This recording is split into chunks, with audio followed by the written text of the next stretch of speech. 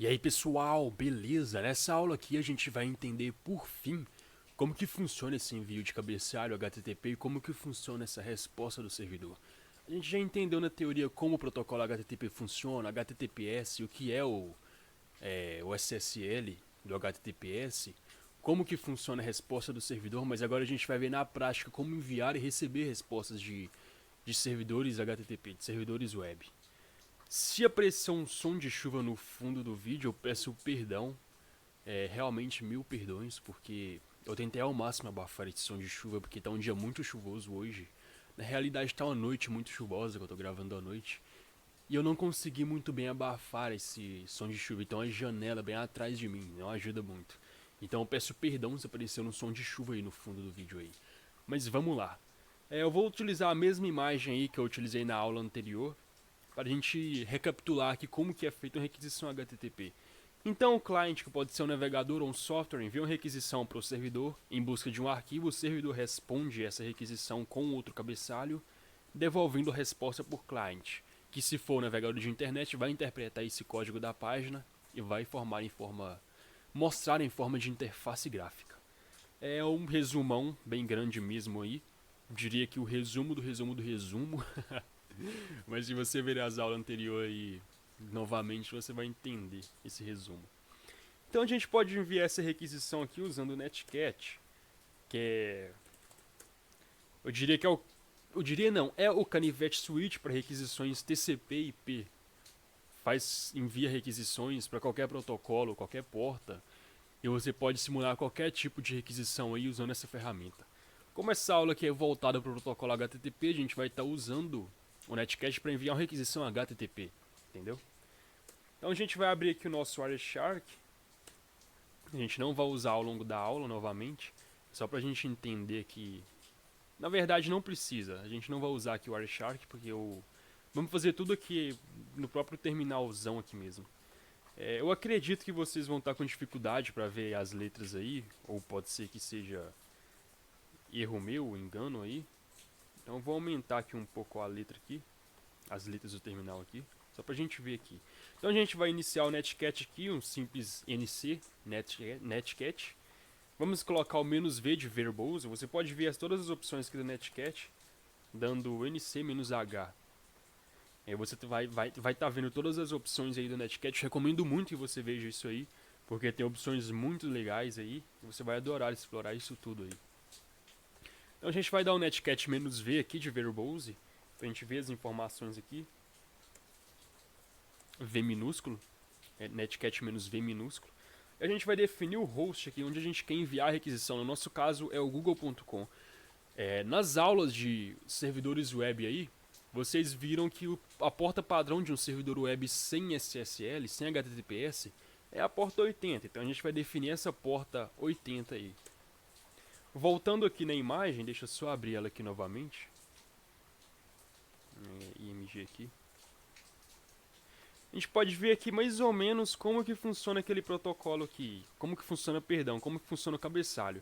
Ele envia uma requisição do tipo GET para tal arquivo, usando a versão do protocolo HTTP 1.1. Define o host e define a origem. Eu expliquei na aula anterior como que funciona essa origem aqui, o que é essa origem do cabeçalho aqui. Então vamos lá.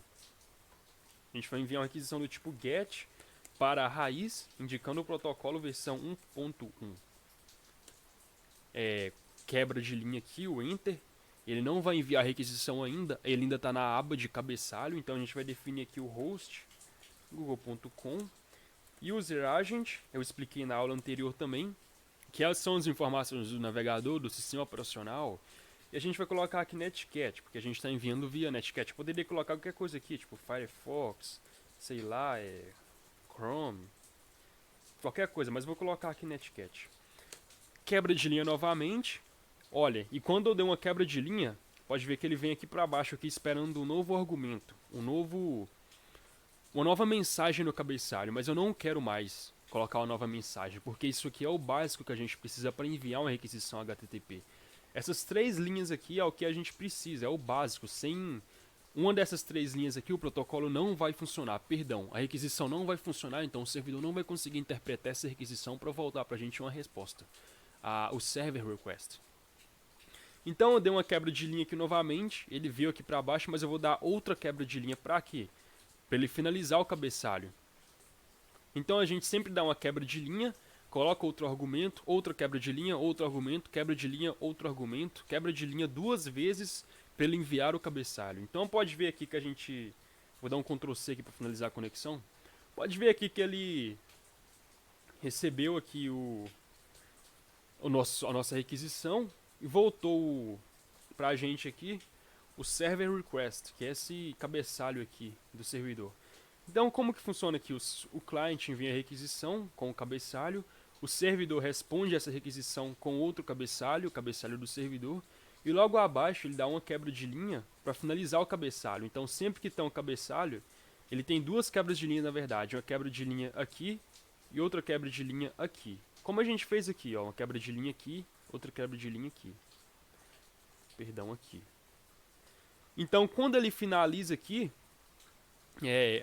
a requisição do servidor, que ele volta pra gente, essa requisição, ele já envia aqui o corpo da requisição. Lembra que eu falei do corpo da requisição, que no caso é o código-fonte da página que a gente requisitou? Então aqui a gente não vê nada disso aqui. Quando a gente está usando o navegador, a gente não vê nada disso aqui que está em branco. A gente vê apenas a parte gráfica desse código aqui. Nem esse código, na verdade, a gente não vê, né, pessoal? A gente vê, na verdade, só o resultado da conversão desse código aí para uma forma gráfica. Porque o navegador faz tudo isso aí pra gente. E eu disse que eu ia falar um pouco sobre esses códigos de resposta aqui. Eu vou falar agora. Toda vez que você requisita para um servidor web, ele te volta um código de resposta aqui, indicando o estado daquela página. Então se eu buscar, sei lá, uma página que existe, que eu mostrei ontem, então ele vai retornar o código 200. Uma página de redirecionamento, que foi esse caso nosso aqui, que a gente mandou a requisição para o google.com, ele redirecionou aqui, pode ver no código que ele até mostra que o documento foi movido. E tá aqui o link de encaminhamento. Então ele retorna para a gente o código 301. Se for um erro do servidor, ele vai retornar para a gente o erro 500. Se for um erro do, sei lá, do client, vai retornar para a gente um erro 400, que é uma requisição mal formada, que eu vou mostrar aqui. Vou tentar formar aqui uma requisição mal formada, para ver se vai dar certo. Vou dar um get aqui. E vou enviar a requisição dessa forma. Vamos ver se deu uma requisição mal formada aqui.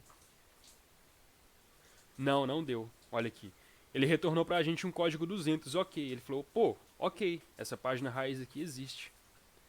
E retornou pra gente aqui o cabeçalho do servidor. Deu duas quebras de linha, uma aqui e outra aqui. E retornou pra gente o corpo da requisição. Requisição GET, que no caso foi todo o código fonte da página aqui que o navegador vai interpretar pra gente. Vamos ver aqui se eu consigo enviar uma requisição que retorna pra gente o código de erro do cliente, o código 400. Ele retornou pra gente que o 404 not found, que é quando o arquivo não existe no servidor. Eu vou estar deixando aqui na descrição dessa aula aqui vários tipos de código aqui de requisição, código de retorno, perdão, que você pode estar olhando aí, que é muito importante que vocês decorem a maioria desses códigos aí, porque a gente vai trabalhar bastante em cima desses códigos, não de todos, de alguns. Então a gente pode ver aqui que código acima de 100 é informação, então que tem que continue, tá vendo? Código acima de 200 é código de sucesso, pode ver aqui 200 ok, 201, que são os principais que a gente trabalha. Código acima de 300 é código de redirecionamento. Então a gente mostrou aqui, no nosso exemplo, apareceu o código 301, que a página foi movida. 302, que a página foi encontrada e tal. E vários outros códigos aí. Vamos ver mais aqui. Aqui, ó, código acima de 400 é código no client, erro no client. Erro no formato do corpo da requisição. Então geralmente vai dar o código 400, que é quando o cabeçalho da requisição está mal formado. Ou o código 401, que é quando pede login e você não tem acesso a esse login e é impossível acessar essa página sem esse login. Ou pode dar o 403, que é quando você não tem permissão para acessar aquele tal arquivo, tal diretório. 404, que é quando aquele arquivo, diretório não existe, e por aí vai. E descendo mais aqui, Por fim, a gente tem os códigos acima de 500, resposta acima do código 500, que é quando já é erro do servidor. Como eu disse, erro 500, que é quando o servidor não está acessível, 502, 503, quando o serviço não está disponível, e por aí vai, pessoal. Então é bom você decorar a maioria desses códigos aqui, não precisa decorar todos, é bom decorar apenas aqui, de 500 para cima é erro do servidor, de 400 é erro de client, de 200 é sucesso, de 300 é redirecionamento. Então é bom você decorar já isso aí para ter essa base aí, entendeu? Essa base de código aí. Caso você veja que 404, eu sei o que que é. Deu 302, ok, eu sei o que que é 302, é redirecionamento. Deu 200, ok, a página está funcionando normalmente. E aqui, e o tipo de pedido aqui? Aqui a gente pode ver vários tipos de pedido HTTP. Tem o GET, tem o READ, tem o POST, que é para formulário que a gente vai ver na próxima aula. E os principais usados, pode ver que esses primeiros aqui, ó, que é o GET, o READ e o POST. Aqui, desculpa, meu inglês é horrível. Tenho que melhorar bastante esse inglês meu aí.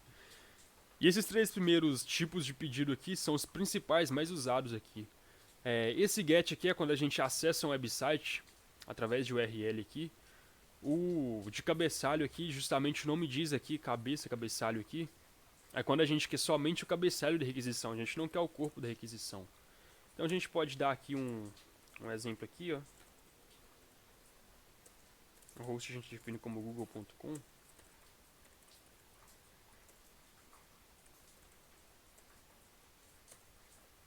Cacete. Então pode ver que a gente obteve só o cabeçalho da requisição aqui, ó. A gente não obteve o corpo da requisição, como nas requisições enviadas anteriormente. Então, espero que tenham entendido aí como que funciona na prática o protocolo HTTP. Estudem bastante esse tópico aqui, esse módulo. E essas aulas anteriores aqui, também as próximas, porque é uma coisa que a gente vai usar ao longo do curso, que é baseado em aplicações web. Muito obrigado.